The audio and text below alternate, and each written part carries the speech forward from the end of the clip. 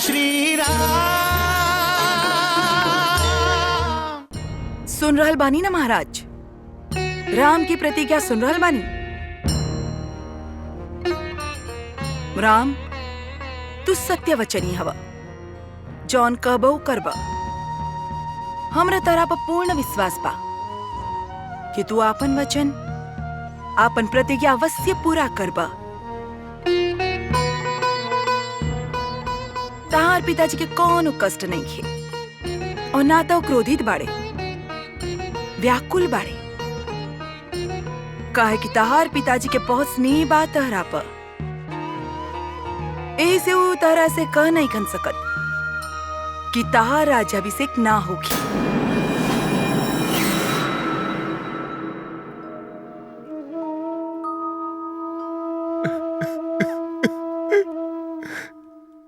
ई तो हमरा पे बहुत बड़ कृपा कैले बाड़े पिताजी। हमार कईल प्रार्थना स्वीकार कर ले। हम अनुग्रहित भईनी। अब रउआ उठी और हमरा के आशीर्वाद दी।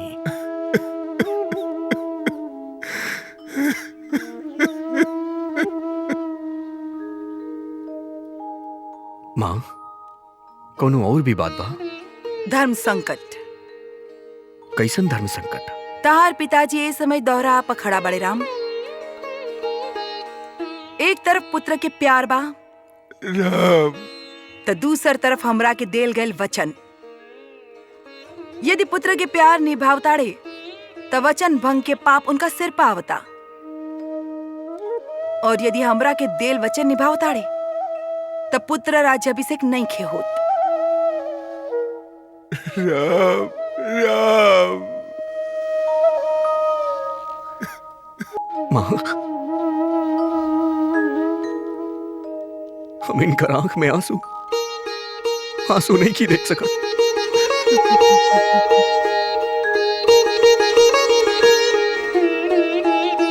माँ, हमरा के इतना विवश मत करी। हम प्रतिज्ञा कैले बानी, और ई प्रतिज्ञा के पूरा करे में हमार सहायता करी। तो ध्यान से सुन ले राम। महादैत्य संभर के विरुद्ध युद्ध के दौरान हम महाराज के प्राण के रक्षा कैले रही। हमरा से प्रसन्न हो कि महाराज हमरा के 2 वरदान दिले रहन।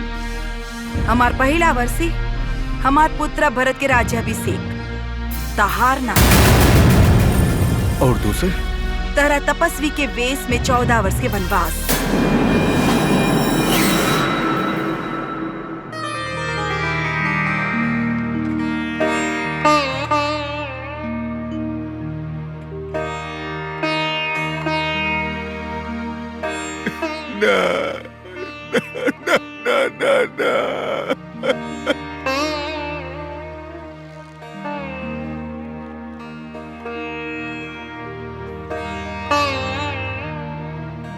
पिताश्री, बस इतना से बात पे रहुआ इतना दुखी बानी?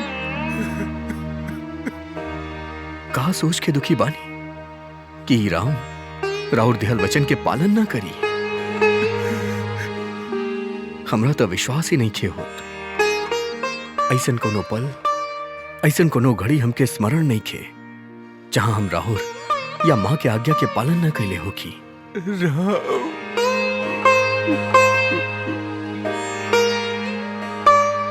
पिताश्री, ऐसन कोनो घटना, ऐसन कोनो वृत्तांत हमके याद नहीं खे जहां हम रउआ दोनों के आज्ञा के उल्लंघन कैले होकी। फिर रउआ ऐसन कैसे सोच सकत बानी कि राम, राउर प्यारा बेटा राम, राउर आदेश न मानी? मां, हमार पिताश्री धैर्यवान हवे, सहनशील हवे, नीतिमान हवे, विवेकी हवे, न्यायपालक हवे, धर्मपालक हवे, एगो सर्वगुण संपन्न पिता हवे। वो अपन पुत्र के गुण और अवगुण से भली भांति परिचित हवे। वो ऐसा सोच ही ना सकेले कि उनकर पुत्र राम आज्ञाकारी ना हवे। तू सदैव अपन माता पिताजी के वचन के पालन कैले बाड़। इस समय हमार तहरा से ये विनती बा कि अपन पिताजी के समझाव, अन्यथा जीवन के इस संध्या काल में उनका वचन भंग जैसन महापाप के पातक लागी। पूरा संसार में उनकर निंदा होगी और रघुकुल के कीर्ति के कलंक लाग जाई। सीते, तारा नइखे लागत कि रघुनंदन राम के माता कैकेयी के कक्ष में गइल बहुते समय हो गइल बा? अवश्य माता कैकेयी और पिताजी उनका के अयोध्या के शासन के बारे में समझा रहल होखी। हमरा से प्रतीक्षा के समय बितावल नइखे जा रहल। हम जल्दी से जल्दी राज्याभिषेक देखल चाहतनी।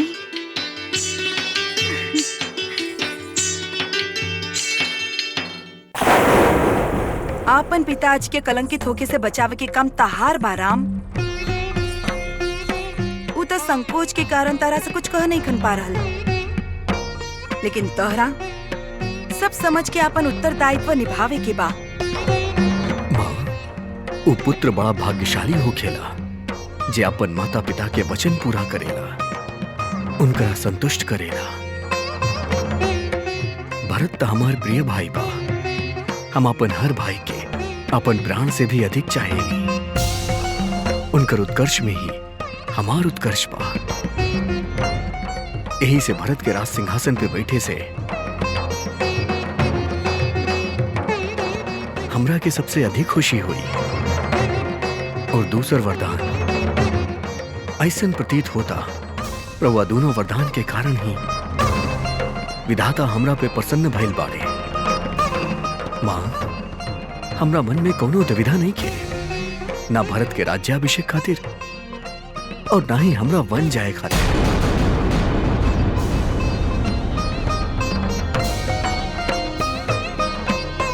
यदि हमार राज्याभिषेक हो कितना हम राजनीति में उलझ जाती,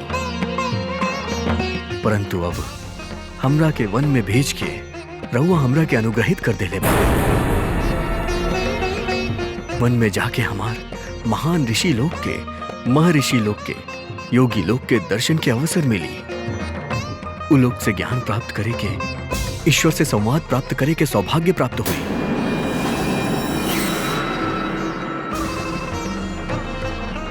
माँ, निवृत्ति के पश्चात हर केहू वन प्रस्थाश्रम स्वीकार करेला, परंतु हमारे हित के ध्यान में रख के रउआ हमरा युवा अवस्था में ही वन प्रस्थाश्रम भेज रहल बानी। हम राउर कृतज्ञ बानी, अनुग्रहित बानी जे रउआ हमार कल्याण सोचले बानी।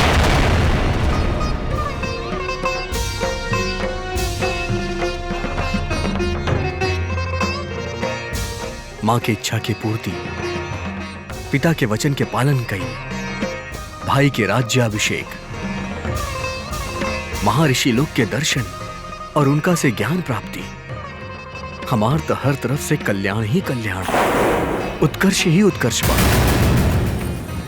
यदि ऐसन कल्याण के ठुकरा के हम वन ना जाएं, तो मूर्ख के समाज में हमार पहला गिनती हुई जे अमृत के ठुकरा के विष मांगे ले।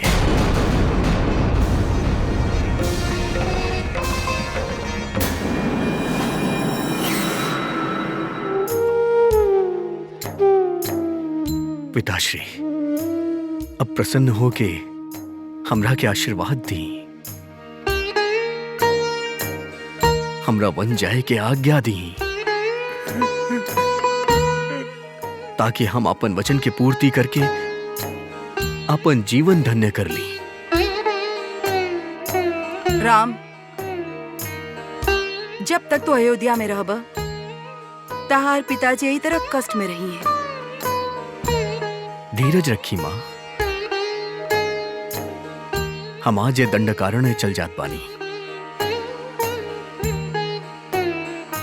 बस माँ कौशल्या और सीता के समझावे के होगी। पिताजी, माँ कौशल्या और माँ सुमित्रा के आशीर्वाद लेके हम आवत आनी, और वन जाए से पहले राउर चरण वंदना करके रउआ आशीर्वाद लेतानी।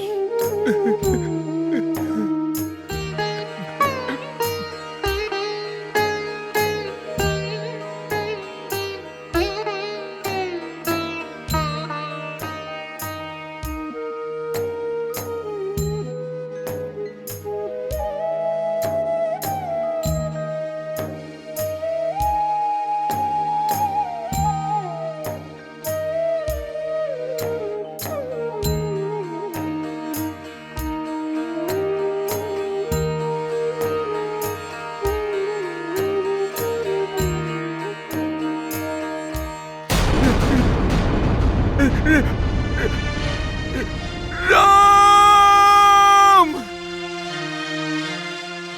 रुक जा पुत्र, रुक जा।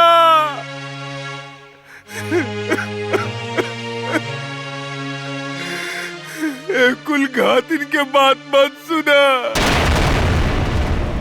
नागिन के बात के विश्वास मत कर पुत्र, ही केवल नसल जाने ले।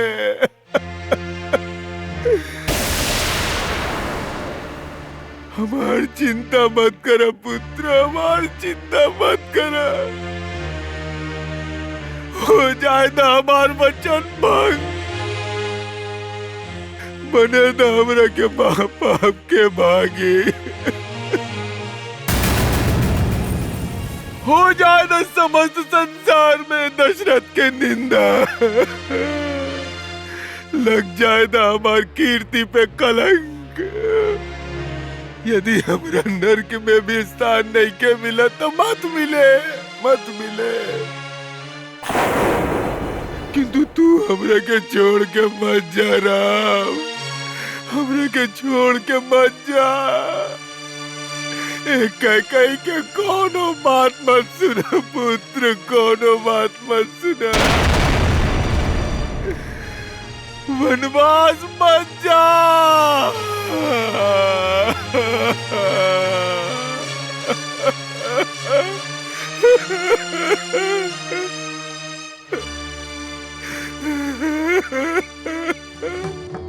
अभी छत्र के कोनो आवश्यकता नहीं खे।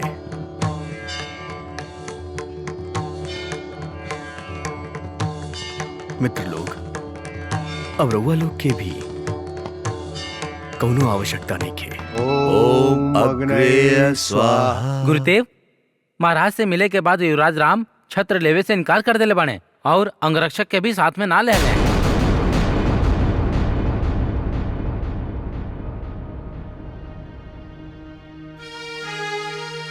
अपने वृद्ध पिता के छोड़ के मत जा राम, मत जा।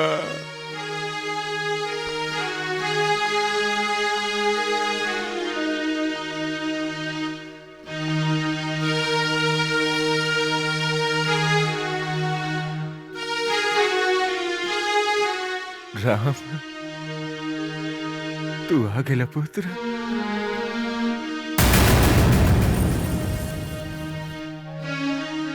राम, हम जानत रहे कि तू अवश्य आइबा।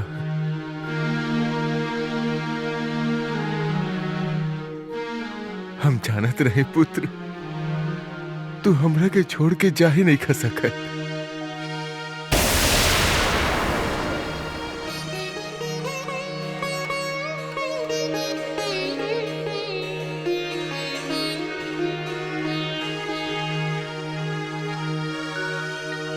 गुरुदेव। महाराज, रहुआ संकल्प लेवे यज्ञ भवन में काहे ना आईनी?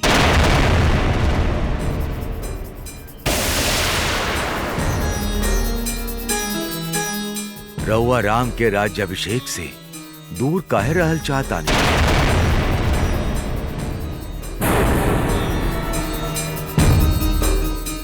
रहुआ में और राम में ऐसन का बात भई कि राम राजा के छत्र लेवे से इनकार कर दे?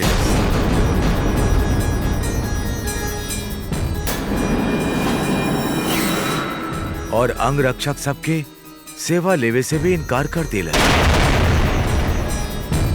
राम के राज्याभिषेक होके ये राउल प्रबल मनोकामना रहे और हमरो यह हार्दिक इच्छा रहे। राम राजा बने एकरा खातिर खाली राज्यसभा में ही ना, अपितु अयोध्या के राजा के भी सहमति बा। महाराज, अब रउआ ये बात के स्पष्ट करी कि आज राम के राज्याभिषेक होगी। बताई महाराज, का आज राम के राज्याभिषेक होगी?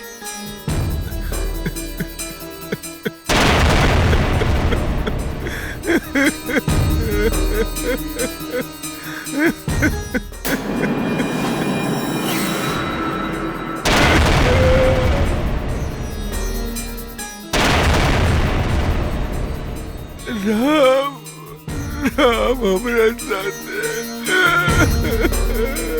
जय श्री राम